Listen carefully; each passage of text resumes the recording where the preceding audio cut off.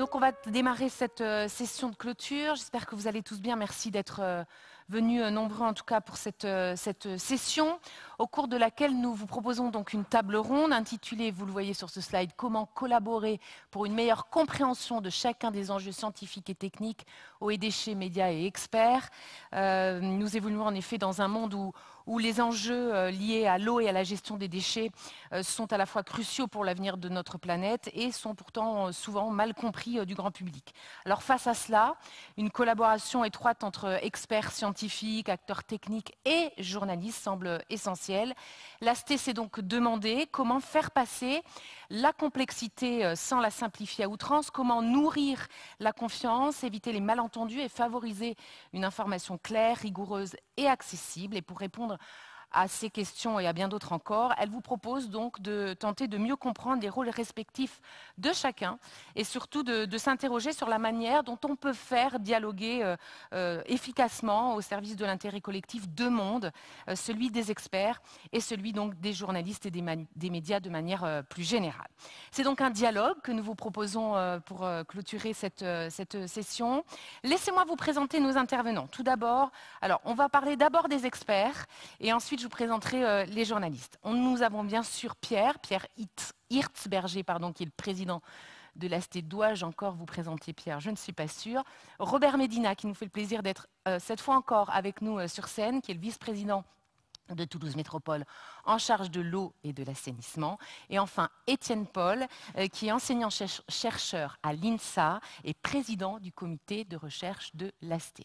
Voilà donc pour nos experts. Côté médias, je vais commencer par les garçons, une fois n'est pas coutume, par Gilles Bousquet, qui est journaliste à La Dépêche du Midi. Alors pour ceux qui ne sont pas de Toulouse, La Dépêche du Midi, c'est notre institution à nous, c'est notre journal régional, local, et qui est responsable du pôle économie à La Dépêche du Midi. Nous avons à ses côtés, en tout cas un petit peu plus loin, je vais le reprendre dans l'ordre, nous avons Axel Stigel, qui est journaliste pigiste pour Prisma Média, donc notamment Ça m'intéresse et Ça m'intéresse Histoire, si je ne me trompe pas. Nous avons également Marie-Candice Delouvrier, qui est journaliste grand reporter à France 2, ici, à Toulouse. Et enfin, Dorothée Laperche, journaliste à Actu Environnement. Merci en tout cas à tous d'être venus. On a une petite heure pour évoquer tout ça. On vous donnera évidemment la possibilité de leur poser toutes vos questions à l'issue de nos échanges. Pour cela, il y aura un QR code qu'il faudra... Bon, on en parlera tout à l'heure. Pour l'instant, on va les écouter et ensuite, ce sera à vous de les interroger. Je vais commencer par vous, messieurs. C'est vous qui contactez les journalistes ou c'est plutôt les journalistes qui vous contactent habituellement? Alors, vous pouvez prendre des micros devant vous. Je vous laisse vous débrouiller, me répondre... comme vous voulez. Vous êtes plutôt sollicité ou c'est plutôt vous qui sollicitez aujourd'hui les médias? Alors, on est plutôt sollicité et de temps en temps, on fait des communiqués de presse. Mais globalement, on est plutôt dans une posture de répondre aux sollicitations que de faire la démarche proactive. Et est-ce qu'il vous est arrivé de refuser certaines sollicitations des médias et pourquoi? Alors, il nous arrive effectivement de dire non. Quand notamment on sent qu'on va être pris en otage ou quand on nous demande de réagir sur un rapport, par exemple, qui fait 300 pages et qui a fuité chez certains médias mais qu'on n'a encore pas lu. Donc dans ces cas-là, on dit non. On dit écoutez, nos 300 pages, on a besoin d'au moins 24 heures pour le lire. On reviendra quand on l'aura lu. Voilà, mais c'est très rare. Alors la prise d'otage a quand même fait réagir, voire bondir nos journalistes, on va les écouter là-dessus. Mesdames et messieurs les journalistes, déjà, cette prise, ce mot qu'il a employé et ce rapport avec les experts, qui veut s'exprimer sur le sujet? Est-ce que concrètement, face à la technicité de certains experts, il vous est arrivé de ne pas avoir envie de les solliciter? Est-ce que des fois vous êtes dit je vais m'en passer? Qui répond? Alors pareil, vous prenez des micros. Oui. Monsieur Médina, allez-y, je vous en prie. Bon, effectivement, pour répondre aux premières questions, oui, nous sommes sollicités souvent par les journalistes. Oui. Il m'arrive effectivement parfois, quand je sens que c'est juste pour soulever une polémique, de refuser de répondre. D'accord. Il faut que ce journaliste amène des propositions constructives. Enfin, je ne sais pas, il faut absolument communiquer sur l'eau aujourd'hui et il faut que ce soit d'une façon constructive. Je crois que c'est impératif. Ce que vous êtes en train de me dire, c'est qu'il y a une méfiance? On a une opposition qui essaye d'amener des questions. On peut parler, on peut citer des exemples, mais vous me le demanderez après. On parlait de la tarification saisonnière. On a été évidemment énormément attaqué là-dessus. Et on a eu des... Par la presse ? Par la presse. Mais on a des articles, un article qui est paru la semaine dernière sur la Dépêche qui est très bien, qui est très positif, qui est très constructif. Bravo. Je veux dire. Mais ça n'a pas été le cas il y a un an. Il y a un an, on a retenu une seule question, plus 42%. L'eau augmente énormément à Toulouse. Oui, mais elle va baisser de 30% après, mais ça, personne ne l'a dit. Donc, on parle de collaboration aujourd'hui.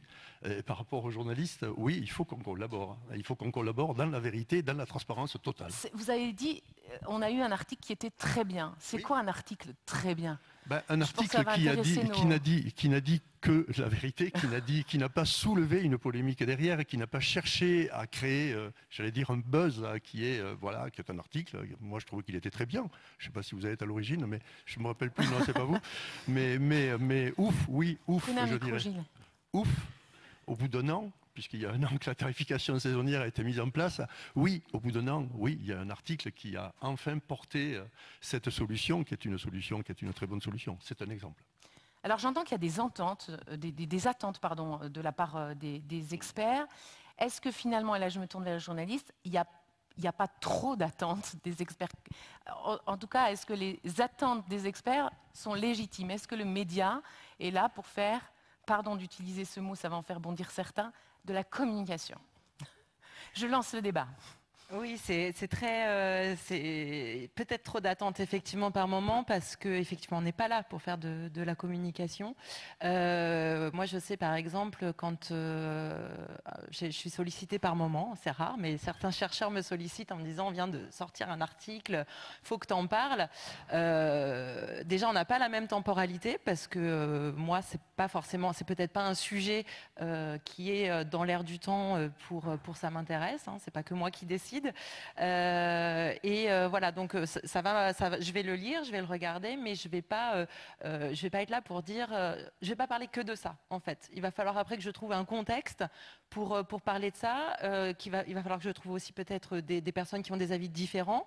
Parce que voilà, donc c'est pour mettre en contradiction en contradiction ou juste pour développer en fait, en relief, parce que les études souvent sont faites sur des points très très spécifiques et du coup nous on a besoin d'étendre le sujet en fait, de parler d'autres choses. Je sais pas, si je peux essayer de prendre un exemple. Là, récemment, j'ai fait un dossier sur les grottes, voilà, sur les mondes souterrains. Donc, j'ai parlé de plein de choses. C'est-à-dire, je me suis pas. Il y avait des études qui parlaient des dernières découvertes sur la faune. Donc, c'est super, mais il a fallu que j'attende quelque part pour pouvoir en parler. On a une réserve aussi naturelle souterraine qui va voir le jour en Ariège. C'est un sujet. On m'a dit non. On ne parle pas que de ça, il faut quelque chose de plus vaste. Donc j'ai monté finalement tout un dossier. Enfin voilà, donc le temps, la temporalité n'est pas forcément la même en fait. Je vois que vous acquiescez, je vous laisse réagir, Étienne, Paul. Oui, je trouve que cette notion de temporalité, elle est très importante et vis-à-vis de la recherche, c'est également, il y a un décalage très très fort. Nous, on est finalement là pour apporter de la connaissance progressivement. Cette connaissance, elle est apportée sur un temps très long. Et là, on voit que, en fait, il faut rentrer dans des lignes éditoriales, etc. Peut-être un manque de continuité par rapport à notre travail. Hein. Nous, on ne va pas agir par des pics comme ça. Or, effectivement, quand on est contacté, c'est pour, on va appeler ça une recherche un petit peu très ponctuelle qui fait un peu le scoop, etc. Et c'est vrai qu'on peut se poser la question, est-ce qu'on ne pourrait pas travailler de manière plus fidèle en fait et plus régulière, de manière à ce que petit à petit on apporte cette connaissance au grand public, parce que de mon point de vue l'objectif peut-être du tandem, de toute la chaîne, c'est qu'on cultive les citoyens. Alors avant de revenir aux solutions qu'on peut trouver pour mieux travailler ensemble, peut-être que parce que les gens qui sont là sont en grande partie, en tout cas pas journalistes, plutôt des scientifiques, plutôt des experts. Expliquer comment travaille un journaliste, cette notion de temporalité, Marie-Candice et autres. et on fera un tour de table sur cette question-là. Je crois que quand vous parlez de prise d'otage, en fait, c'est la prise d'otage temporelle qu'on impose. C'est pas une prise d'otage agressive, mais c'est vrai que moi, je travaille pour des éditions quotidiennes, que ce soit le 13h, Télématin ou le 20h. Et pour la télévision, pardon de faire cette parenthèse, qui a des formats particuliers. Oui, des formats plus ou moins longs, mais voilà, avec une exigence et surtout une polyvalence qui fait que demain, je peux être, je vais vous parler très concrètement, dans une cantine éphémère, samedi dans un train TER à 1 € et mercredi sur un camping qui refuse les enfants pour les vacances. Et lundi, peut-être le bilan de la tarification de l'eau. Donc voilà. Ça. Vous faites ce qu'on appelle dans notre jargon, pardon de vulgariser un peu, de l'info générale. Un journaliste généraliste, c'est ça. Exactement. Alors moi j'ai eu la chance de me spécialiser en 2023 parce que j'ai suivi un master pour les journalistes dédiés au changement climatique. Et donc on a créé, je suis restée à Paris un moment pour la création du service climat. Et nous les experts, on les sollicite beaucoup dans un premier temps par l'association Expertise Climat, que vous connaissez peut-être, qui fait du média training pour les scientifiques et qui nous permet, nous, d'identifier rapidement sur n'importe quel thème un expert à contacter, voilà, qui est au courant qu'il peut être sollicité directement par les journalistes, qui est d'accord pour le faire. Donc c'est quelque chose qui est très profitable. Au bout d'un certain temps, par contre, on sollicite les experts directement, mais il m'arrive régulièrement, pas plus tard encore que ce matin, de solliciter Expertise Climat pour trouver un expert sur un sujet. Gilles, je voudrais vous entendre parce que quand on parle d'info générale, évidemment à Toulouse on pense à la Dépêche du Midi, l'info générale qui traite de tous les sujets, qu'ils soient scientifiques, techniques ou pas. Alors certes, vous êtes spécialiste de l'économie, vous dirigez ce pôle-là à la Dépêche du Midi, mais malgré tout, sur cette approche-là.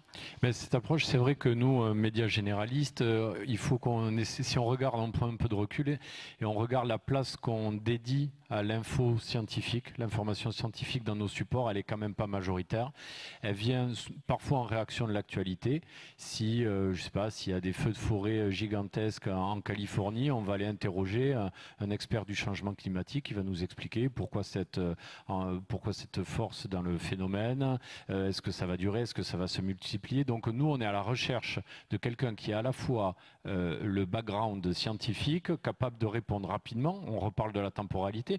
Quand on prend un otage, c'est que nous, on a tous, avant, un journal, c'était un bouclage par jour. Aujourd'hui, on en a un bouclage toutes les 3 minutes dès qu'on publie un article sur notre site web. Donc en fait, plus vite on sort l'article, mieux c'est pour notre site, pour les audiences. Voilà.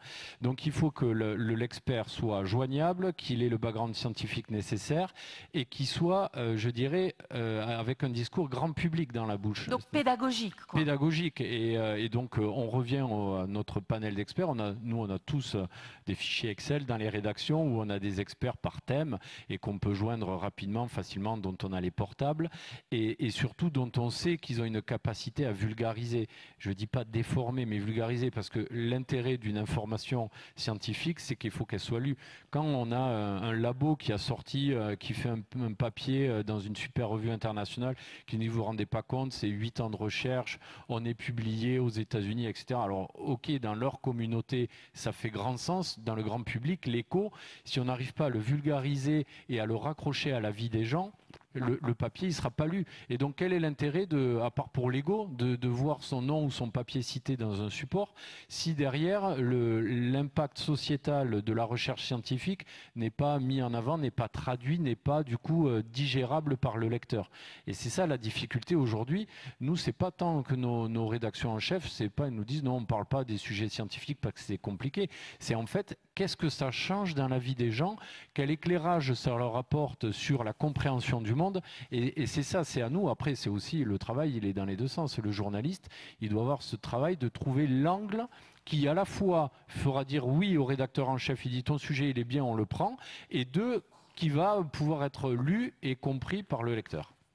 Oui, allez-y. Je vous donne un exemple sur la tarification de l'eau, par exemple. Si je dis à ma rédaction, nous avons le bilan 800 000 m3 économisés, ok, mais qu'est-ce que tu vas raconter? On va aller trouver quelqu'un qui effectivement a modifié sa consommation non seulement en été, mais aussi en hiver alors qu'il l'a payé moins cher.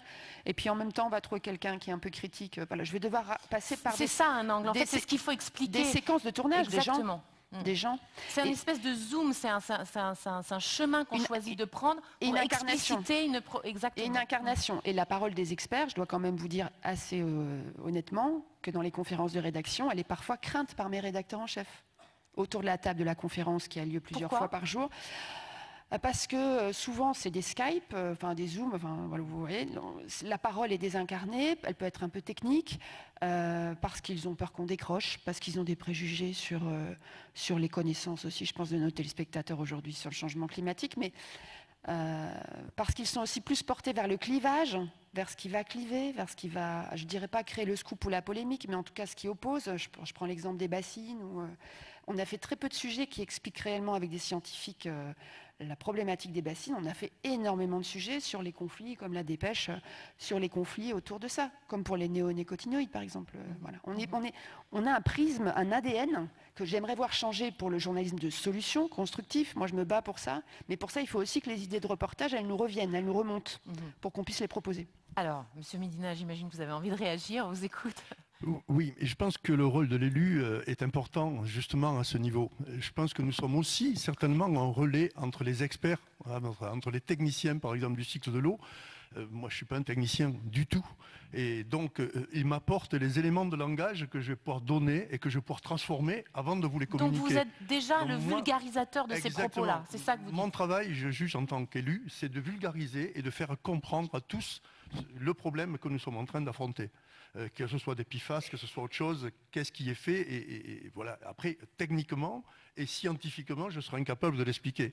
Mais je l'expliquerai avec mes mots, après avoir un relais, après avoir eu des éléments de langage de mon service du cycle de l'eau. Voilà, je crois que nous sommes en relais.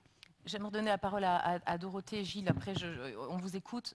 On vous a pas encore entendu. Donc Alors nous, on a mis un positionnement un peu différent parce qu'on a la presse qui s'adresse aux professionnels. Donc on n'a pas tout à fait les mêmes problématiques. C'était des sujets qu'on connaît. Et nous, finalement, la frustration, elle sera presque plus en suivant des conférences, par exemple, comme le colloque aujourd'hui, où il y a des informations très riches, des présentations extraordinaires qui vont être présentées. Et après, quand on va vouloir reprendre cette information donnée auprès d'experts dans un cadre journalistique, parfois il y a certaines informations sensibles qui vont être difficiles de répéter dans une interview. D'accord. C'est soit atténuer des difficultés, soit gommer certaines informations. C'est une grosse difficulté pour nous. Ce qui veut dire aussi que la cible à laquelle s'adressent vos différents médias est importante. Hein. On a bien vu, là on est sur une cible plutôt professionnelle, de professionnels, plutôt grand public, peut-être un peu moins aussi, grand public aussi pour vous. En tout cas pour la Dépêche et pour France 2, plutôt grand public. Donc effectivement, ça demande des aménagements dans la façon dont vous vous adressez à ces médias-là. Gilles, vous vouliez dire quelque chose? Oui, non, je voulais rebondir sur ce que disait Robert Medina, sur le rôle de l'élu. Le scientifique, il n'est pas forcément coaché par un service com, parce que dans toutes les unités de recherche, il n'y a pas forcément des services com, ou c'est des services de com internes, et qui ne sont pas tournés vers la relation presse, et du coup qui sont là pour prédigérer l'information, essayer de sortir une info un peu à la mettre en avant. Mais l'élu, lui, la collectivité qui fait appel à beaucoup de ressources scientifiques, je pense à Toulouse Métropole pour l'eau, pour les déchets, mais au bassin Adour-Garonne. Et le bassin Adour-Garonne, en fait, je pense que c'est son président de l'époque, en 2017, Martin Malvy, qui était président de la région Midi-Pyrénées avant que ça devienne Occitanie. Il a marqué les esprits. Pourquoi? Parce qu'il a eu cette intelligence de l'élu de toutes les réunions techniques qu'il avait avec les services, etc., de dire il y a un déficit de 1,3 milliard de mètres cubes d'eau sur le bassin. Et ce chiffre, il l'a capté, pour les scientifiques, c'était presque business as usual, parce qu'eux, ils le savaient depuis longtemps, ils modélisaient les choses, etc. Mais l'élu, lui, qui est, on va dire, en contact avec les citoyens au quotidien, il va dire, mais ce chiffre, il m'interpelle à moi, il va interpeller tout le monde. Et du coup, ils ont bâti des messages de communication, les prises de parole du président et des membres du bassin, du comité de bassin, étaient axées là-dessus, et c'est ça qui a permis de faire prendre conscience que la ressource en eau, c'était un problème dès aujourd'hui, enfin dès 2017. Et c'était avant, mais en tout cas, c'est devenu médiatique. Et derrière, le préfet l'a repris parce qu'il y avait un élément de langage saillant qui avait été identifié par un élu et qui n'avait pas été jusqu'à présent mis en avant. Donc c'est pour ça l'élu, c'est vraiment une interface qui est primordiale parce qu'il est à la croisée des chemins, des services techniques, des supports et du grand public. Oui, allez-y. Oui, enfin, moi j'avais envie d'un petit peu réagir. Je pense qu'il y a peut-être deux objectifs. Il y a un objectif finalement d'information, effectivement on donne une information, et puis après il y a peut-être quand même un enjeu finalement de compréhension. Et je pense que le continuum entre le scientifique, l'élu, les journalistes, etc., c'est quand même de favoriser un petit peu la fourniture d'informations de manière à ce que les gens, petit à petit, se cultivent, comme je l'ai dit, et comprennent. Parce que effectivement, il faut comprendre d'où ça vient, ce problème de déficit. Et puis après, pour une recherche de solution, il va falloir cette compréhension. Voilà, donc il peut y avoir des articles qui donnent envie d'en savoir plus, mais vous, ce que vous déplorez, c'est qu'il y en a peu qui finalement ensuite expliquent et vont plus loin. Oui, et puis je réagis encore à effectivement, si on prend un expert, on a une vision, et il n'y a pas forcément une seule vérité, et donc de temps en temps, il faut peut-être des débats un petit peu controversés, contradictoires. Là, c'est le débat de la multiplicité des sources, mais qui est induite dans le métier de journaliste, normalement, vous confirmez ? Une source unique ne suffit pas. Complètement. Moi, en ce qui me concerne, en plus, j'ai encore une façon un peu différente de travailler. On est sur un mensuel. Oui. Donc plus de temps. On a un peu plus de temps, mais le temps se raccourcit aussi. Avant, quand on pouvait avoir 1 ou 2 mois pour faire une enquête, aujourd'hui, parfois je propose des sujets. Je peux avoir proposé un sujet en janvier. On va me dire oui en juin, et il faut que tu le fasses pour dans 2 semaines. Donc, c'est-à-dire que moi, entre janvier et juin... j'ai pas travaillé dessus, donc c'est compliqué. Donc on a plus de temps, mais on n'en a pas tant que ça non plus. Mais c'est là que c'est important. Alors je sais que par moment c'est un peu compliqué justement. On reste dans l'urgence et les gens le comprennent pas. Enfin les experts le comprennent pas toujours. Et quand on demande des interviews en urgence, ils me disent non mais comment ça se fait? Vous êtes un mensuel, vous devriez pouvoir anticiper. Et en fait non. Et c'est ça en fait qu'il faut aussi bien que les experts puissent comprendre, c'est qu'on a un temps très réduit. Maintenant, effectivement, pour revenir sur les sources, oui, on a quand même moi, je prends toujours ce temps.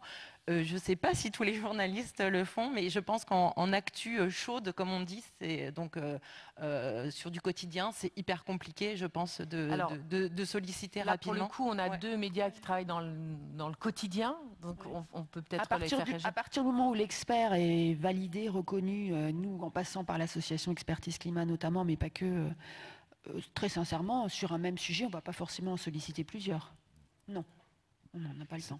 Nous, c'est vrai que dans l'urgence, souvent, on appelle un expert dont on sait qu'il fait référence, ou en tout cas qu'il n'est pas controversé, qu'il n'a pas des prises de position anti-changement climatique ou au contraire pro. Voilà, on essaie de trouver la juste mesure. Après, c'est toujours difficile parce qu'on a vu des experts qui, notamment pendant le Covid, qui ont basculé dans un monde un peu parallèle. Et du coup, c'est bon, il faut faire attention à ça. Après, on a un format qui nous permet, nous, sur notre dossier de une, c'est le pour-contre. C'est-à-dire qu'on essaie de trouver un expert ou un spécialiste sur un sujet qui a une position, qui va défendre, et en face on met un contradicteur, mais je dirais de niveau équivalent, du niveau scientifique. Et ce qui permet après au lecteur de se faire sa propre idée. Nous, du coup, on prend un peu de recul et puis on dit, bon voilà, on vous donne deux visions du sujet. Et ça vous permet de vous faire votre propre opinion. Voilà, mais ça demande un peu plus de travail. Dans une même journée, c'est parfois difficile. Il y en a un qui est dispo et l'autre pas dispo, et à 17h, il nous dit finalement le contre, on l'aura pas. Alors du coup, voilà, notre dossier devient un peu difficile à boucler, quoi. Oui, puis il y a ce truc que tous les experts ne sont pas d'accord entre eux, clairement, et c'est pas toujours évident du coup de montrer les 2 points de vue dans leur intégralité. Donc on a tendance à passer par des petits raccourcis, ou alors de zapper les informations qui sont sur lesquelles il y a conflit en fait. J'ai fait un sujet par exemple sur le frelon asiatique il y a pas très longtemps, et j'avais un chercheur qui m'expliquait que le travail de recherche sur les phéromones pour attirer, c'était vraiment une solution d'avenir, et lui il était à fond dessus et tout ça, et j'ai d'autres experts à côté qui me disent ouais non mais il est rigolo lui, mais en fait non, ça va pas du tout, c'est pas du tout, il faut pas aller là-dessus, voilà. Et donc on se retrouve là et on s'est dit waouh, c'est compliqué parce que les deux chercheurs, les deux experts sont très très intéressants, et on a envie en fait de leur donner la parole à tous les deux, mais en fait on va être obligé de quelque part d'essayer de trouver leur point d'entente en fait. Et du coup, de passer à là, c'est un certain nombre de contradictions, c'est compliqué. Étienne Paul, oui. Oui, je crois qu'il y a vraiment une chose qu'il faut peut-être marteler, c'est que la recherche, c'est pas encore des connaissances qui sont stabilisées. La connaissance, elle est stabilisée. Hein, la science et la connaissance est stabilisée. Donc, il faut faire attention. Justement, là, il y a une petite confusion entre un expert et un scientifique. En fait, un scientifique qui fait de la recherche, tant que c'est pas validé par les pairs, c'est pas rentrer dans la connaissance. Et donc, il faut être prudent vis-à-vis des discours de ces scientifiques-là. Voilà. Donc, il y a une notion de validation de l'information qui est très importante à prendre en compte. Oui. Pierre, on ne vous entend pas beaucoup et pourtant quand on a discuté ensemble de l'organisation de cette table ronde, vous m'avez dit plein de choses et notamment que ce que vous pouvez vous déplorer, je le mets entre guillemets parce qu'on est là pour en discuter, mais c'est ces accroches qui sont souvent là pour faire le buzz, me dites-vous, et pourtant, et qui disent parfois des choses qui ne sont pas justes pour faire le buzz, les titres, c'est beaucoup sur les médias en ligne aujourd'hui. Et qu'en revanche, dans les articles, pour le coup, c'était plus fouillé. Ça vous gêne? Oui, ça me gêne profondément. Alors, donc moi, je travaille dans les déchets depuis 25 ans. J'ai participé à des concertations publiques très nombreuses sur des équipements relativement controversés. Donc, je sais pas, j'ai dû faire 80 réunions publiques depuis que je travaille dans ce métier-là. Donc, des moments qui ne sont pas toujours faciles à vivre. Et des fois, effectivement, on ouvre des papiers et ça fait bondir, quoi. Voilà. Ça fait bondir. Moi, je suis aussi un manager, donc j'ai une équipe de 35 personnes. Donc, on ramasse aussi des fois des gens à la petite cuillère le lendemain matin. Donc, oui. Alors, c'est effectivement la punchline et l'article derrière qui, en fait, est très équilibré. Et comme, effectivement, on est malheureusement dans un monde où finalement chaque individu consacre finalement assez peu de temps à la lecture. Il y a finalement un pourcentage assez faible de gens qui vont aller au bout de la lecture, que ce soit papier ou en ligne. Donc c'est la punchline qui va rester. Et donc effectivement, oui, on a parfois de la frustration qui est liée à ça. Et ça peut d'ailleurs générer aussi beaucoup de réticence à communiquer des infos. Moi, je veux dire, dans mon quotidien, on ne va pas se le cacher. Quand il faut répondre à un journaliste, moi, c'est pas ce qui va me... Vous appréhendez. Il y a une appréhension. On appréhende très, très fortement parfois. Très, très fortement. Surtout quand on a des sujets, et dans les déchets et dans l'eau, ça vient souvent, où à un moment, il y a des questions de santé qui sont derrière. Et donc là, oui, là, on ne va pas se le cacher. Et je pense que mes collègues dans les collectivités qui sont dans la salle, des flips avec des sujets comme ça, on en a tous eu. Voilà. Donc c'est aussi une réalité de notre quotidien, ça. On va juste donner la parole à M. Medina, qui a l'air d'être d'accord, mais qui veut peut-être amender. Et ensuite, on vous fera réagir. Et on essaiera effectivement ensemble, ensuite, de trouver des solutions. Je ne sais pas si c'est le bon mot, mais on verra.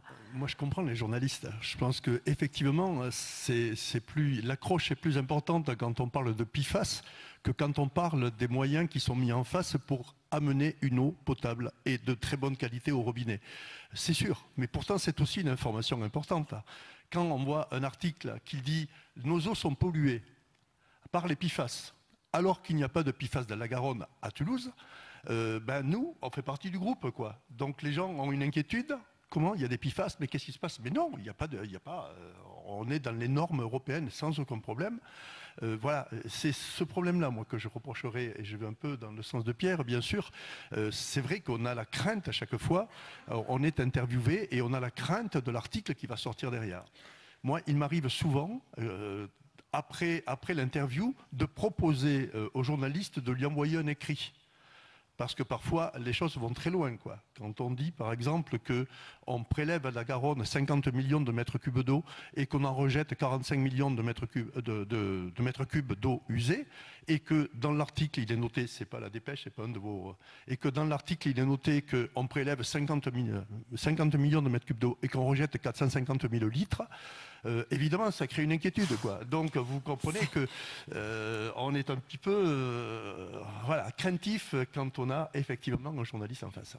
que va-t-il dire après ce que nous avons dit? Est-ce que, messieurs et mesdames les journalistes, vous comprenez ces craintes? Totalement, et pour le coup, moi c'est quelque chose, c'est quotidien en fait. Quand j'ai des chercheurs au téléphone, je sens toujours... alors, ils ont plaisir à répondre, à ça m'intéresse, et ça c'est chouette. J'ai rarement des noms.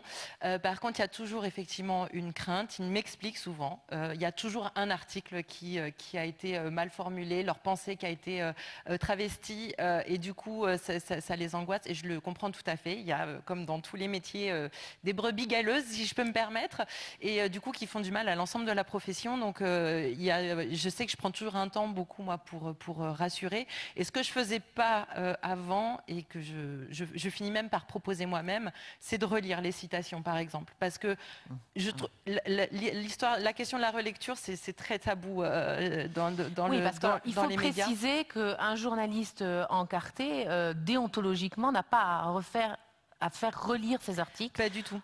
Ça, il faut le savoir, parce que les gens ont toujours l'impression que c'est possible. C'est pas une obligation. Enfin, c'est surtout pas demandé. En revanche, vous êtes nombreux, certains en tout cas, à faire relire les citations, les passages que vous allez mettre dans la bouche de vos experts. Oui, tout à fait. Et en fait, ça a tendance vraiment à rassurer. Et puis, c'est toujours agréable derrière quand les personnes qu'on a interrogées relisent et puis relisent l'article une fois qu'il est paru, dire super, enfin c'est top, merci, vous avez... Et ils sont tellement contents qu'on ait juste respecté leurs paroles. Et on est là, mais c'est normal en fait. Mais non, en fait, ça les rassure en tout cas de voir que vous l'avez respecté. Et je voulais juste revenir sur la question des accroches, parce que je voulais que vous sachiez quand même qu'on était aussi en tant que journaliste à se battre pour pas avoir de titraille trop mensongère, en fait, tout simplement. Moi, il m'arrive d'avoir effectivement des articles qui ne sont pas du tout retouchés. Très bien, c'est super, on te fait confiance, on a vérifié, tout va bien. Et puis, il me change la titraille, donc voilà, les titres, le chapeau, donc les premières lignes qu'on trouve au-dessus de l'article, et les intertitres, ils mettent des trucs, et je suis là, mais non, en fait, non. Mais j'ai pas toujours accès à mes articles une fois qu'ils sont mis en page, et quand ça arrive, systématiquement, je dis non, mais ça, tu me changes, c'est pas possible en fait. Mais ils ont donc il y a toute une équipe derrière les journalistes qui sont en lien avec les chercheurs. Il y a d'autres personnes qui elles ne sont pas en lien avec ces personnes-là et qui sont juste là pour vendre le magazine, quoi. On va pas se mentir, c'est une vraie problématique. Oui, à la télévision, on a la même chose, c'est-à-dire qu'il y a des personnes qui sont chargées d'établir la punchline de bas, de vérifier les synthés, c'est-à-dire la fonction de la personne, ou peut-être aussi pour le présentateur d'écrire en titre en haut du journal quelque chose qui ne correspond plus à ce qu'on a indiqué en lancement. Donc on a des échanges réguliers, mais malheureusement ça peut arriver qu'il y ait une contradiction entre le contenu et la titraille. Moi, pour la relecture, j'appellerais pas ça une question de déontologie, mais plus d'éthique personnelle. C'est-à-dire que si on sent que la personne a besoin de se réassurer, moi je peux, dans la temporalité qui est la mienne, pas leur envoyer l'interview, mais je peux leur dire j'ai retenu ce passage-là. Et la frustration que j'ai pu avoir en retour, c'est pas tellement hormis une fois, mais c'est pas tellement ce que vous avez retenu de moi ne traduit pas du tout ce que je voulais faire passer comme message, mais c'est plus je suis déçue de la durée en fait qui est retenue. Alors en télévision en plus c'est particulier, on peut peut-être rappeler une interview c'est 20 à 30 secondes. C'est ça, parce qu'un reportage dans le 20h par exemple, c'est quoi, 1 minute 30, 2 minutes? Ça peut monter maintenant à 6-7 parce qu'on a changé le format du journal, mais ça peut même monter assez régulièrement à 3 minutes, mais oui, donc ça fait quand même quelques interviews de 20 secondes. Mais ce qui nous est dit souvent sert aussi de structuration au propos général, aux commentaires. C'est pas parce que c'est pas retenu en interview. C'est ce qui vous sert à construire votre reportage, tout ce qui est dit. Mais vous n'en gardez qu'une partie. Avec la difficulté actuellement, moi, quand j'interroge un expert, je ne dis pas forcément à ma rédaction qu'il va y avoir un expert. Je dis telle partie du sujet, il faudrait l'expliquer comme ça, et sinon ça crée de la frilosité actuellement. Dorothée, quand on s'est parlé pour préparer cette table ronde, vous m'avez dit que vous les faisiez relire vos citations. Ça, c'est quelque chose c'est une ligne de conduite que vous avez. Alors, avec une certaine confiance entre les deux interlocuteurs, parce que ça n'arrive pas souvent, mais ça arrive. Parfois, l'article revient et on voit qu'il y a une espèce de censure, suppression de points sensibles ou de difficultés, par exemple, dans un retour d'expérience rencontré. Alors que l'exercice, c'est vraiment s'assurer que la parole n'a pas été mal comprise ou qu'il n'y a pas d'erreurs qui ont été introduites dans l'article. L'idée, c'est pas qu'il vous réécrive votre papier, c'est qu'il valide les infos. La parole qui a été écoutée est bien restituée. C'est uniquement ça. Et vous avez utilisé un mot qui est important, c'est la confiance. Ça se passe dans un rapport de confiance et il faut que ça se passe dans un rapport de confiance. Le rapport Encore une fois, je rappelle que ce n'est pas une obligation de votre part de le faire. C'est vraiment dans un rapport de confiance, vous confirmez? Complètement. C'est vraiment quelque chose qui se sent ou pas. Et des fois, il peut y avoir des mauvaises expériences et dans ces cas, on dit non, c'est pas possible. Stop, c'est fini, quoi. On s'arrête là. Okay. C'est vrai que sur la relecture des propos, sur des sujets souvent sensibles, et pour des délégataires de services publics, qui gèrent soit de l'eau, soit des déchets, et qui doivent rendre compte à la collectivité quand ils s'expriment sur un sujet. Dans un support très grand public, comme la dépêche, on peut comprendre qu'ils soient un peu, quand on les appelle le matin, on dit il y a Zero Waste qui nous a appelé en nous disant oh là là, on a fait des mesures horribles à l'UVE de Toulouse, voilà, on vous donne notre étude, et qu'on appelle le délégataire ou la collectivité pour réagir. Il dit voilà, il nous faudrait une réaction avant 15 heures, parce qu'après il faut écrire l'article. Enfin voilà, on pourrit la journée de beaucoup de gens, quoi. Et après, nous, la difficulté, ça va être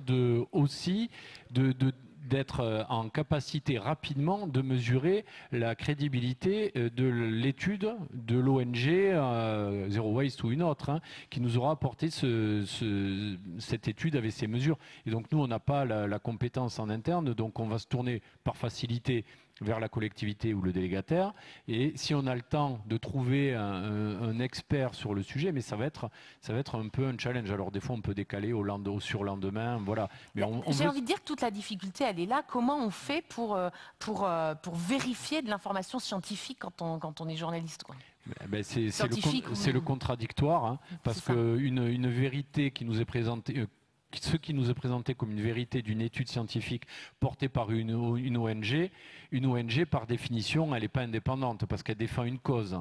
Donc l'idée, c'est d'utiliser le contradictoire qui est à la disposition du journaliste pour aller trouver un expert qui est neutre, disponible et qui s'exprime facilement et qui est capable de digérer ce qu'on disait en début de cette table ronde, de digérer une étude. Voilà, alors dans la journée, il a une vie, il n'attend pas le coup de fil de la dépêche du midi, il dit j'attendais que vous, donc j'ai rien dans la journée, voilà, je vais lire le rapport et je vais vous donner mon sentiment. Bien sûr.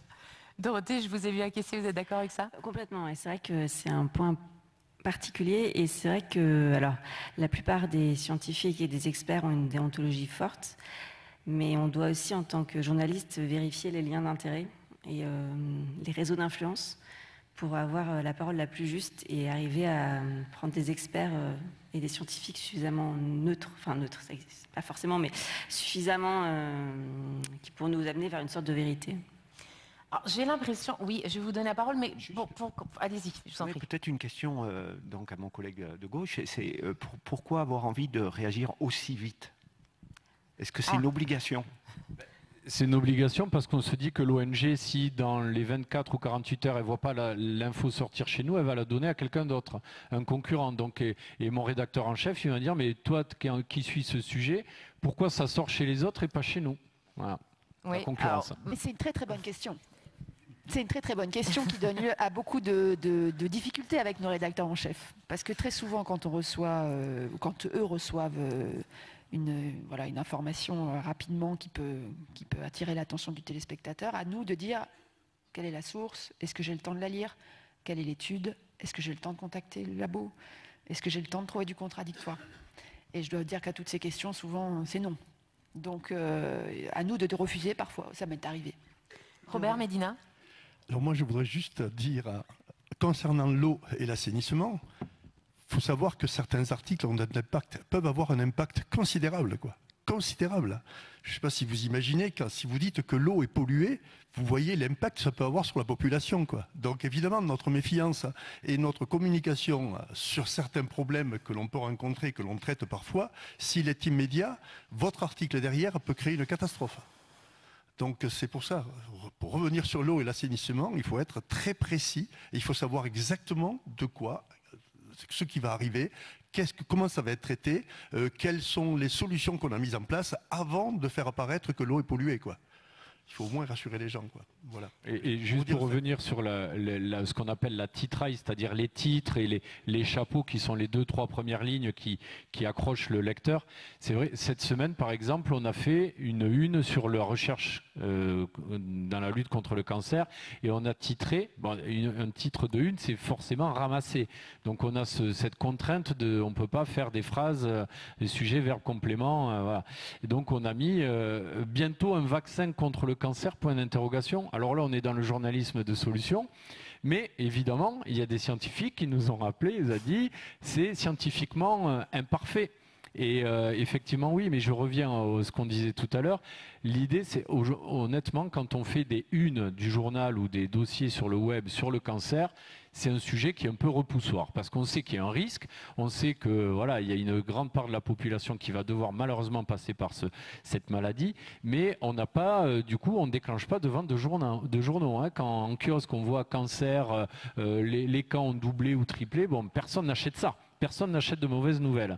Donc l'idée, c'est essayer de trouver un biais pour avoir positif. Voilà. Alors on se dit, parce qu'on a tous dans nos environnements des gens qui sont touchés par le cancer, et après dans le dossier, c'est développé parce que voilà, il y a un congrès mondial à Chicago. Donc voilà, là on a la place, mais c'est vrai que dans les titres, souvent, encore là, c'est un titre positif, mais souvent sur le web, on est obligé, pour les référencements naturels des moteurs Google, etc., Discover, il y a des mots qui marquent plus de points dans l'algorithme de Google et qui vont nous inciter à parfois dramatiser, inquiéter, angoisser pour pouvoir susciter du clic et de la lecture. Ouais, et pas que sur le web. Hein. Pour le coup, moi je sais qu'aujourd'hui on me demande à Ça m'intéresse, qui n'est pas que pour les ados, moi j'en profite pour faire un peu de publicité, c'est aussi pour les adultes. On nous demande des sujets où les gens ont envie de se cultiver en s'amusant, hein, c'est un peu l'idée. Donc les sujets un peu... Moi ça fait presque 2 ans, 3 ans que je me bats pour faire un sujet sur l'extraction minière. Hein. Comment vous dire que ça ne passe pas ? Ils me disent, c'est trop anxiogène. On a tous des téléphones, des tablettes, des ordinateurs. On ne veut pas savoir ce qu'il y a derrière. Ben si, en fait, on est là pour ça. Donc, régulièrement, je repropose le sujet et je mets des petites paillettes, quoi. En fait, c'est un peu l'idée, hein, de trouver voilà, de mettre le pied dans la porte, quoi. Dire, on va essayer de trouver une accroche sympa pour après vous parler de choses beaucoup plus sérieuses et vous faire prendre conscience de certaines choses. Il y a plein d'articles comme ça. J'ai une chef de service qui est extraordinaire pour ça. C'est que quand je lui propose un sujet, elle me dit: bon, je vais trouver le moyen de présenter ça fun. J'étais là, bon courage. Ouais. Mais voilà, c'est un vrai sujet aujourd'hui. L'info anxiogène, c'est pas vendeur. Marie-Candice, oui. Moi, j'ai 2 petites choses à ajouter parce qu'effectivement, on est un écosystème. Et quand la Dépêche muscle sa titraille de plus en plus pour aller vers le clic, moi, mes rédacteurs en chef, ils réagissent très vite. Et je le vois lors des épisodes de Grêle, par exemple, ça prend des proportions délirantes. C'est-à-dire qu'on m'appelle, on me dit il faut que tu partes à 3 heures de route, il y a un torrent de grêlons qui traverse. Voilà. Parce que la titraille de Sud-Ouest, vous n'êtes pas les seuls, hein, la titraille de la PQR survent parfois des événements climatiques. Donc nous, on est un écosystème et de la même manière, ça va dans les 2 sens, j'imagine. Et ce que je voulais ajouter aussi, c'est que par exemple, pour vous donner une idée, quand je dis à ma rédaction que j'allais venir ce matin, ils m'ont dit ça tombe bien, on cherche un village qui serait privé d'eau potable en Occitanie. Mais si vous voulez... S'il y a quelqu'un dans la salle, qu'il se désigne tout de suite, ça va faire les affaires de Marie-Candice. Il y aura une page eau voilà, dans le journal du 20h bientôt. Mais moi, j'ai beaucoup de difficultés à vendre des sujets solutions. Et je trouve que ma mission de journaliste aujourd'hui, depuis que j'ai conscience des enjeux climatiques, elle doit être tournée vers ces sujets avec les limites qui impliquent aussi les solutions et que nos rédacteurs en chef ne veulent pas toujours. Ils n'ont pas ce logiciel de se dire bon ok, il y a une solution mais elle n'est pas reproductible ou elle est chère ou elle est... Donc moi je me bats pour ça, mais pour ça il faut que j'ai des interlocuteurs, des idées. Je suis parfois découragée parce que pour 7-8 sujets solutions que je vais proposer, on va m'en prendre un. Ouais. Et pour 3 ou 4 demandes clivantes, anxiogènes, parce que moi ils aiment bien ce qui est anxiogène. En tout cas ce qui est conflictuel. Voilà, ce qui est conflictuel. J'entends que ça bruisse dans la salle, les gens ont envie de vous poser des questions, donc on va le faire dans quelques minutes. Il n'empêche qu'en vous entendant, je me rends compte qu'en fait il y a peut-être aussi une méconnaissance des métiers des uns et des autres, la manière en tout cas dont vous fonctionnez. Est-ce que certains d'entre vous chez les experts ont par exemple eu des formations en média training. Est-ce que vous avez été, et est-ce que ce ne serait pas une solution que d'apprendre le fonctionnement des médias pour pouvoir répondre à leurs attentes du mieux possible? De la même manière, bon, voilà, est-ce que c'est une question en toute transparence? Alors moi je dirais que j'ai eu une formation accélérée. Oui. Depuis que je suis vice-président de Toulouse Métropole, compte tenu du nombre de journalistes que j'ai reçus, j'ai beaucoup appris de choses sur votre métier. Et je respecte totalement votre métier. Et il y a du bon, il y a du mauvais, et il y a des bons articles, il y a des articles que je déteste. Mais oui, la formation, je dirais oui, j'ai eu une formation accélérée. Est-ce que vous en avez fait? Est-ce que vous aimeriez en faire? Est-ce que finalement, vous avez l'impression que ça pourrait vous aider? Alors la réponse est oui, j'en ai fait et je vais en refaire. C'est prévu pour début juillet. D'accord, voilà. Très bien. Étienne, Paul, le fait de comprendre la manière dont fonctionnent les médias, leurs attentes, leurs besoins, puisque M. Medina l'a dit, hein, l'impact est important d'un article dans un média, quel qu'il soit, ou d'un reportage dans un média. Est-ce que c'est quelque chose dont les scientifiques ont conscience, ont envie d'apprendre ou pas? Alors, nous, on n'est pas du tout formés là-dessus. On a quand même des directions où il y a de la communication, donc des gens peuvent mieux former que nous. Après, pour moi, un métier de journaliste, je trouve qu'il ressemble un petit peu au nôtre. Hein. Il faut collecter des informations, les vérifier et les communiquer. Donc, j'ai l'impression qu'on peut s'entendre parce qu'il me semble que ce triptyque, il est partagé et l'ambition est partagée. Je suis un petit peu surpris finalement dans la discussion. On voit quand même que finalement c'est une bagarre entre médias et j'ai l'impression qu'on endort un petit peu. Finalement, le perdant, c'est le citoyen parce qu'on ne le prépare pas, notamment aux changements qui vont arriver et aux difficultés qu'on va rencontrer. Et j'ai l'impression que finalement on minimise le saut futur que le citoyen devra réaliser. Et je pense que c'est pas un très bon service, quoi. C'est pas forcément une bagarre entre médias, mais plutôt, si je vous ai donné cette mais impression, mais plutôt un diktat de l'urgence, un diktat de l'urgence. Et de l'urgence journalistique, qui n'est pas l'urgence climatique. Puis je pense qu'on aimerait mieux les préparer, hein, mais c'est qu'ils ne le lisent pas. Enfin, il y a ça aussi, il y a une vraie problématique. Enfin, moi, je suis en presse écrite. Les chiffres sont catastrophiques. Ça dégringole d'année en année. Les gens lisent de moins en moins. Les médias restent des entreprises, donc il faut quand même répondre à sa cible, à son public. Ça. Et alors, après, voilà, on se bat aussi en tant que journaliste pour faire passer des sujets, comme je le disais tout à l'heure. Mais à un moment donné, il faut aussi se rendre compte. Non, mais quand ils font, je sais qu'ils font des, comment on appelle ça là, des tests lecteurs en fait. Ils réunissent une dizaine de lecteurs. Les sujets qui vont être le plus... sur un magazine, ils feuillettent tous ensemble et puis là, les gens disent alors ça c'est bien, ça c'est nul, j'aime pas quand on fait des sujets comme ça. Et on se rend compte, les sujets environnement, mais c'est triste à dire, hein, mais les gens non mais on en lit trop d'environnement, c'est trop anxiogène, encore une fois. Donc, Alors je crois que la bonne nouvelle quand même, c'est que ça reste dans le top 5 des priorités des lecteurs. Moi je l'ai lu dans une étude de Parlons Climat récemment. Et on est sur la bonne voie alors. Ça m'a soulagée.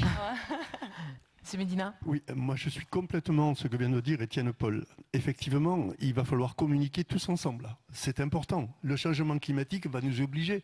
Donc il faut qu'on fasse des articles, il faut que vous fassiez des articles qui portent et qui soient entendus. On a des choses à faire passer qui sont capitales. Et je crois que sans vous, on n'y arrivera pas. Je crois qu'on doit tous s'y mettre. Chacun doit comprendre que l'eau est un bien qui est de plus en plus précieux, qu'il faut faire absolument tout pour l'économiser. Et ça, on compte sur vous, bien sûr. Pour nous, c'est capital. Complètement d'accord. Effectivement, il faut qu'on puisse trouver un dialogue assez équilibré pour fournir une information de qualité, d'autant plus qu'on se rend compte que l'information aujourd'hui perd de la valeur. Et c'est vrai qu'il y a de plus en plus de personnes qui s'informent sur les réseaux sociaux. C'est un vrai danger. Et pour revenir sur les titres incitatifs, c'est vrai que c'est un outil. Quand une information sort et que tout le monde va la reprendre, c'est un outil pour le média de se démarquer en fait. Et ça, malheureusement, c'est un exercice extrêmement difficile de trouver un titre suffisamment incitatif, mais juste. La punchline qui va bien et qui est parfaite, qui est juste. Et il y a souvent des ratés, et c'est regrettable. Oui. Alors moi je suis tout à fait d'accord sur le fait que, alors on a évoqué tout à l'heure l'histoire de la confiance et alors je sors d'une expérience très enrichissante. Je fais partie d'une association qui s'appelle l'association des journalistes scientifiques qui organise chaque année un échange chercheurs-journalistes. C'est-à-dire qu'il y a une dizaine de journalistes qui sont envoyés dans les laboratoires et qui font un stage, véritablement un stage d'une semaine. Et à l'inverse, des chercheurs de laboratoires qui vont dans des rédactions. C'est génial. Donc, oui, c'est génial. Je trouve ça génial. C'est génial, mais il faut que chacun ait le temps. C'est-à-dire que les scientifiques comme les journalistes et comme l'ensemble de la planète est débordé et n'a plus le temps de rien. Donc là, ça nécessite vraiment de se poser, de prendre le temps.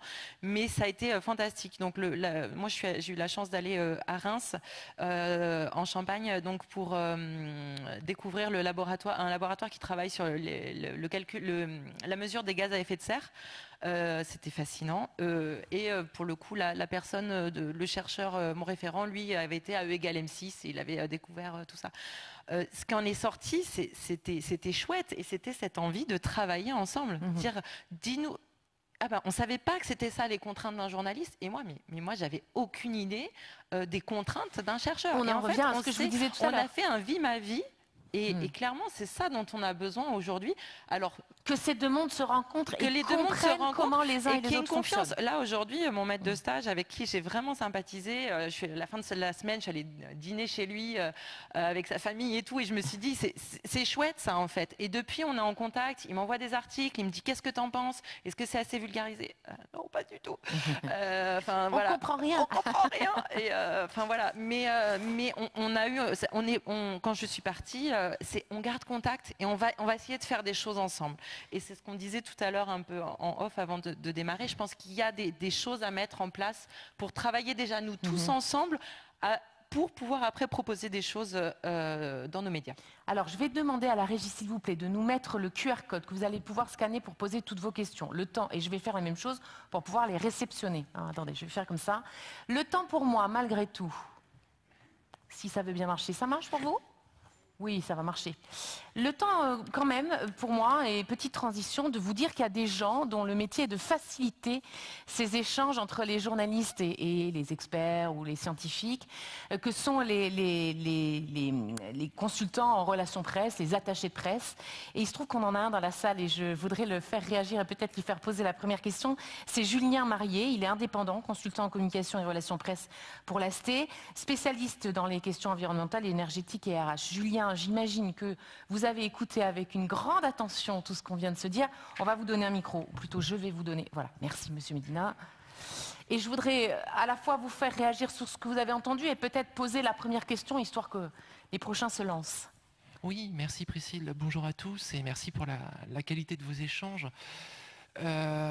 Effectivement, moi, mon métier, c'est les relations presse et du coup, je me retrouve un peu au milieu entre l'expertise scientifique d'un côté et l'expertise médiatique, l'écosystème médiatique de l'autre. Et mon job, en fait, c'est de pousser des bons sujets et d'accompagner mes clients pour mettre en avant des sujets qui le méritent. Moi, j'avais une double question pour les journalistes qui nous font le plaisir d'être ici ce matin. Comment vous décidez ce qu'est un bon sujet de ce que n'est pas un bon sujet? Bonne question. Et comment vous le traitez derrière?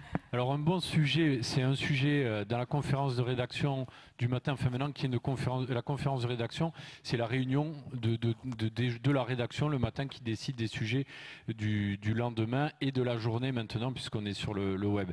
Un bon sujet, c'est un sujet qui est dans l'actu. Déjà, si on propose quelque chose sur l'extraction minière mais qu'il n'y a aucune actu, il y a zéro chance que ce soit retenu, sauf s'il y a un effondrement de mines, qu'il y a des mineurs bloqués au Pérou ou que sais-je. Là, on va se dire, ah tiens, les techniques d'extraction peut-être, ou l'épuisement des sols. Voilà, donc, un, dans l'actu. Deux, capable de susciter de l'audience, c'est-à-dire d'intéresser le lecteur, soit de susciter des clics sur le web ou des ventes en kiosque. Bon, voilà, donc il faut que ce soit un sujet concernant, parce que pour être acheté, il faut que ce soit concernant. 3, réalisable dans la journée. c'est-à-dire qu'on ait les ressources humaines à la rédaction, parce que le mois de mai c'était un peu compliqué pour les rédactions, donc les sujets de fond qui demandent beaucoup de cerveau et de bras pour les écrire, ça a été difficile. Donc voilà, il y a ces 3 conjonctions, et après je ne sais pas si mes collègues veulent rajouter quelque chose. Ça fait beaucoup de contraintes pour toi.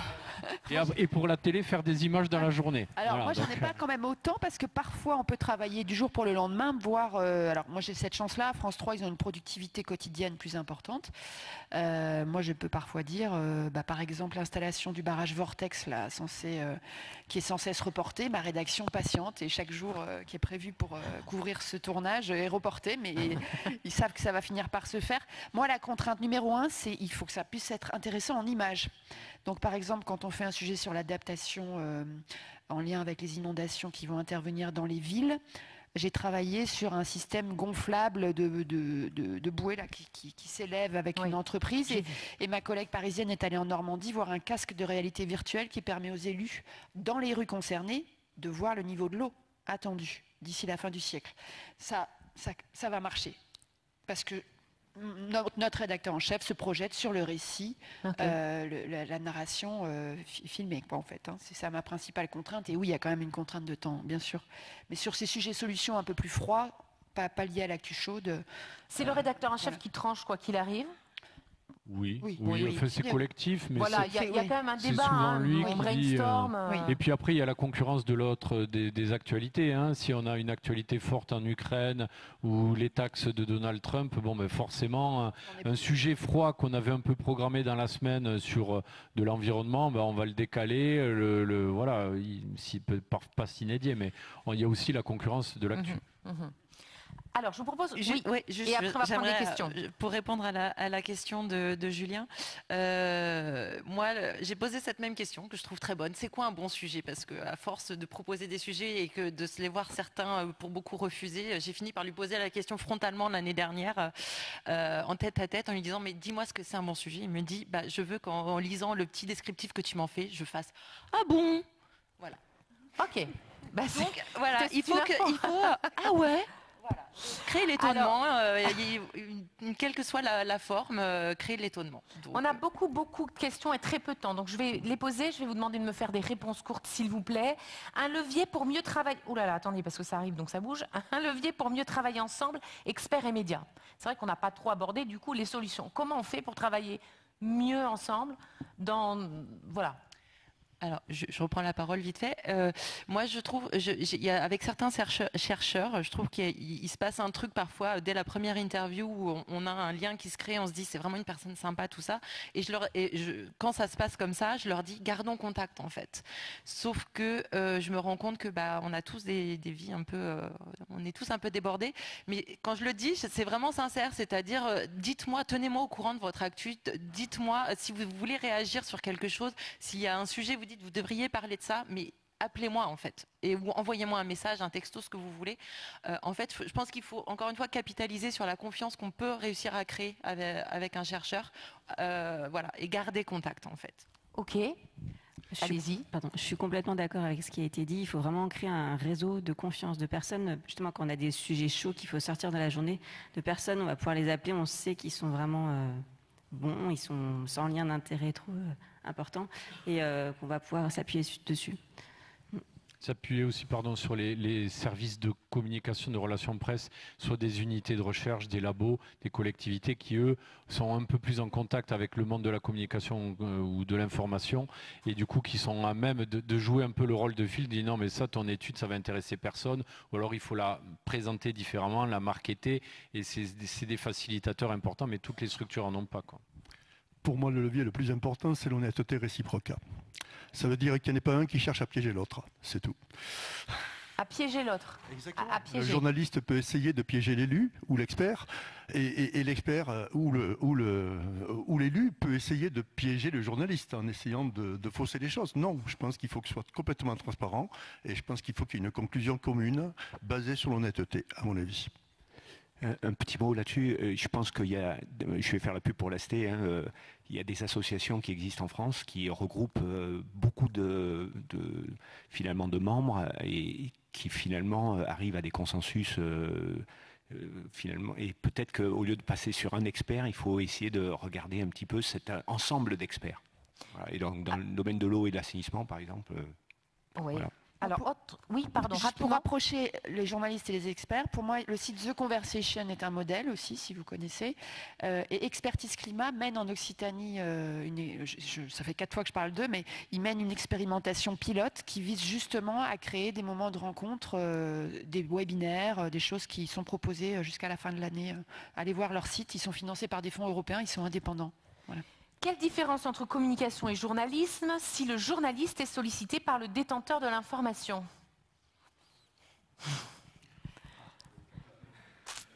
Alors, qui répond? C'est ce qu'on disait tout à l'heure, c'est qu'on peut être sollicité, c'est une source d'information. Après, aux journalistes de transformer ça et d'aller voir d'autres sources, en fait, tout simplement. Enfin, vérifier l'information. Et puis peut-être étendre le sujet justement pour pas rester communiquer sur un seul thème. C'est la démarche de base du journaliste, c'est vérifier l'information et l'enrichir. Est-ce que cela vous est déjà arrivé de ne rien comprendre aux enjeux scientifiques et techniques sur un sujet? Et comment faites-vous du coup pour traiter l'info? Par moment on reçoit des communiqués de presse, on fait hein? Et c'est quoi le truc qui est nouveau en fait? Donc oui, des fois oui, mais ça c'est... Et on n'arrive pas à savoir effectivement si c'est un problème au niveau de la communication même du sujet, il y a un truc qui est passé à la trappe, ou est-ce que c'est trop complexe pour nous et que du coup on n'arrive pas à comprendre? Oui, ça arrive. Et il faut appeler en fait, il faut accrocher son téléphone et puis... Nous on n'a pas peur de dire qu'on comprend rien. Hein. Ouais, en général, pas avoir peur de... Après, ouais. Il faut pas hésiter à dire quoi, mais bon, il faut quand même aussi. Je trouve, alors il y a un truc aussi, je trouve que les scientifiques avec lesquels je travaille, des fois, ils sont surpris de savoir que j'ai travaillé sur un sujet. Ah, mais vous en savez des choses? Oui, enfin, je me documente quand même. Mais bon, si je vous appelle, c'est que j'ai d'autres questions. Mais oui, non, on travaille. Enfin, il faut fouiller quoi. On n'est pas là juste pour réceptionner de l'info. Alors, j'ai beaucoup de questions. J'essaie de vous écouter tout en les lisant pour essayer de trier, c'est un peu compliqué. Donc ça va arriver comme ça. Pour apaiser les enjeux de concurrence entre médias, faudrait-il réglementer la part d'infos, environnement ou solutions d'adaptation dans la presse grand public? Le risque croissant de pollution de l'info scientifique, comment se positionnent nos journalistes et nos experts? Allez-y, on va faire un petit tour de table. J'essaie de prendre les questions qui ont le plus de pouces levés pour... Voilà, celle-là, on a beaucoup. Alors, nous, on a exclu l'IA du travail journalistique. C'est-à-dire que tout ce qui est vérification d'informations, écriture, c'est pas possible. Et on l'envisage dans une forme où les lecteurs vont pouvoir poser des questions grâce à une IA sur notre plateforme. Et l'IA va répondre aux questions sur la base des articles journalistiques dont une information est vérifiée. Ça marche pas encore très très bien. Ouais. Donc on va voir, on teste. L'IA, c'est une vraie question dans nos métiers. C'est une vraie question. Il y a deux volets dans la question. Il y a le volet, est-ce qu'un éditeur de presse va utiliser l'IA pour générer, pour écrire des articles? Bon, nous, c'est non. On a une IA, mais qui nous corrige les articles à la syntaxe, hein, parce que le correcteur de notre logiciel n'était pas assez performant. L'IA l'est plus. Donc, ça, c'est des questions grammaticales, donc ça ne change pas le sens.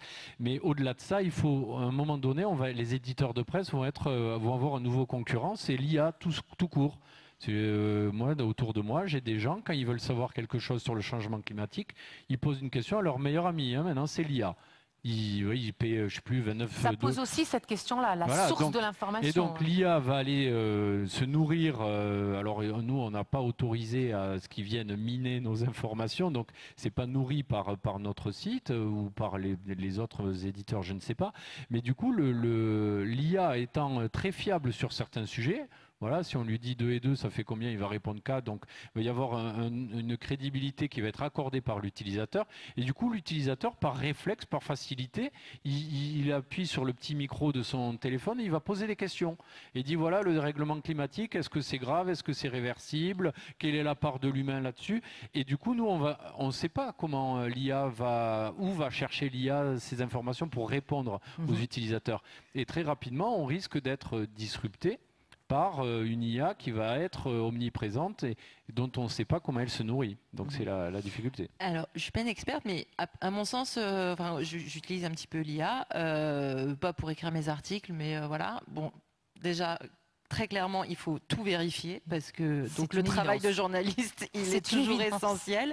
Il y a beaucoup d'erreurs et ils sont pas très forts sur l'actu, même pas du tout. C'est-à-dire que les infos qui vont chercher, que les IA vont chercher sur Internet, elles ne prennent pas en compte souvent les dernières publications, l'actualité. Enfin, et c'est dit. Parfois, ça m'est arrivé de poser une question sur un sujet d'actu que je comprenais pas et l'IA m'a dit, je sais pas non plus.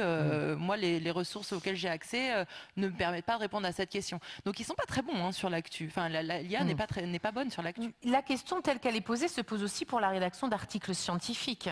Et auquel cas, là, on va vous entendre, vous, les scientifiques. Ça pose le même problème finalement. Oui, c'est très clair. De toute façon, dans tous les, que ce soit rédaction d'articles, l'enseignement, on est affecté. Moi, je pense que le socle de la validation par les pairs, c'est ça notre garant. Je ne vois pas d'autre solution. Il faut qu'il y ait des validations partout dans le monde de nos recherches. Alors, il nous reste vraiment très peu de temps. Il y a une question qui explose tous les scores, donc je vais la poser et ensuite on conclura. Je suis désolée, mais vous avez, paraît-il, des trains à prendre les uns et les autres. Quel impact de la privatisation des médias dans le dialogue? Alors là, c'est plutôt aux journalistes qu'elle se pose, mais elle revient beaucoup. Dans le dialogue, ça, je ne sais pas, préciser votre question. Qui l'a posée? Ils sont beaucoup à l'avoir posée. Qui veut préciser la question? Dans le dialogue entre les experts, on vous écoute rapidement, s'il vous plaît. Bonjour, c'était limité dans le nombre de caractères, c'est pour ça que je dis ça très rapidement. C'est que l'idée, il y a une privatisation auprès de certaines personnes qui ont des idéaux politiques qui peuvent impacter après la direction et du coup, c'est un peu ce que vous disiez, la recherche d'informations anxiogènes ou justement ne pas parler de changement climatique, etc. Vous, en quoi ça vous impacte? J'imagine dans le choix de vos sujets, mais du coup, est-ce que ça a un impact aussi vers qui vous allez vous diriger, vers quel expert, vers quel élu? Est-ce qu'il y a une direction, vous dire, aller plutôt vers ce parti politique pour parler de cette information? Il y a beaucoup de fantasmes là-dessus, sur votre connivence, le fait que vous soyez manipulés pour aller voir les uns les autres. Je parle de manière globale des journalistes. Oui, pardon, je ne veux pas dire que vous êtes forcément manipulés. Je veux dire, est-ce que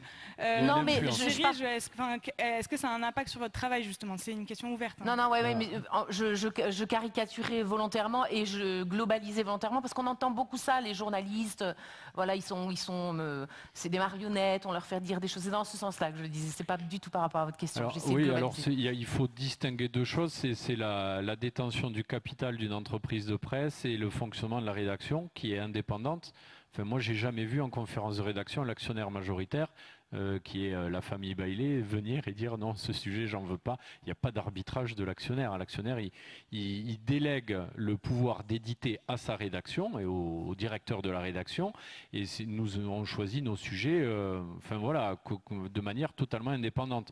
Parce qu'on est un groupe indépendant, nous. On a la chance d'être rentable et du coup de pouvoir s'autosuffire et de ne pas avoir d'avoir de fonds d'investissement, d'avoir un milliardaire au capital qui, lui, peut-être, à titre personnel, a des idées sur la politique, la vie sociétale, etc. et qui, peut-être, en nommant un directeur de l'info, espère que ces idées, par effet de ruissellement, iront jusqu'à la rédaction, à la production de contenus éditoriaux. Ça, je ne sais pas. Honnêtement, les rédactions, quand on n'est pas d'accord, on voit ce qui se passe à BFM. Il y a beaucoup de journalistes qui quittent la rédaction de BFM parce qui a changé de main. Donc je pense que les journalistes qui sentent que leur indépendance ou leurs choix éditoriaux peuvent être mis en danger ou questionnés à un moment donné, ils s'en vont. Oui, alors moi c'est une question qui m'interpelle. Le magazine Ça m'intéresse appartient au groupe Prisma Media qui a été racheté il y a 2-3 ans par Monsieur Bolloré. Donc une vraie inquiétude. Et je me suis donné moi comme ligne de conduite à partir du moment où je ne pouvais plus placer les sujets que je voulais faire, et ben j'arrêterai en fait. Il se trouve que à part les conditions de travail qui deviennent très très compliquées parce qu'il y a eu un gros écrémage dans les effectifs, j'arrive encore à passer les sujets, voilà, pas forcément à part mon extraction minière. Je ne sais pas si c'est lié, arriver, mais j'y crois. J'ai refait une proposition il y a une semaine, j'y crois. Donc voilà, mais oui, ça pose clairement question. Enfin, cette concentration des médias dans la main d'un milliardaire, ça me pose question. Mais je suis indépendante, hein. Enfin, je suis journaliste pigiste, donc je travaille pour d'autres médias. Voilà, donc je sais que votre conscience vous fera partir si vous ma n'êtes pas en conscience me accord fera avec ça. partir. Et il y a déjà des journalistes en vrai qui sont partis avant même de savoir comment ça allait se passer. Hein. Il y a eu beaucoup les journalistes ont ce qu'on appelle une clause de cession. Donc quand les médias sont rachetés, s'ils sont pas d'accord avec les idées du nouveau patron, ils peuvent s'en aller selon certaines conditions. Donc voilà. Donc c'est une question de conscience là. Alors, on me dit qu'il faut qu'on arrête, parce que là, vraiment, on déborde. C'est passionnant, et d'abord, je voudrais tous vous remercier sincèrement d'être venus sur cette table ronde échanger avec nous. On peut effectivement les applaudir. Que ce soit nos experts, ou que ce soit les journalistes, vraiment un grand merci. Je vais laisser à Pierre Hirtzberger, le président de l'AST, le plaisir de conclure cette session et ce congrès. Bon, ben voilà, on y est. C'est toujours un moment particulier pour le président de l'AST de clôturer le congrès, parce que c'est toujours 3 jours très intenses d'échanges, de rencontres. Et donc là, bah oui, on va tous rentrer chacun chez soi.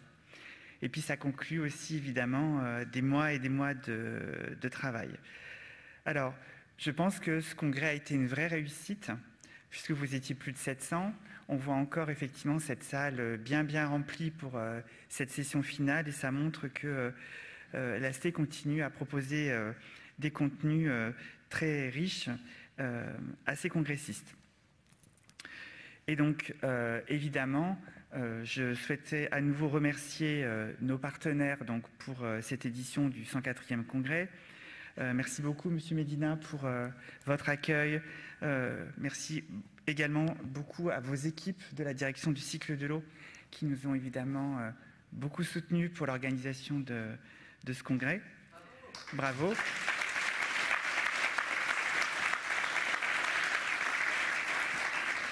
Merci également à Eau de Toulouse Métropole, qui était aussi évidemment partenaire de ce congrès, et aux 21 partenaires qui nous ont fait confiance pour rendre ce congrès possible.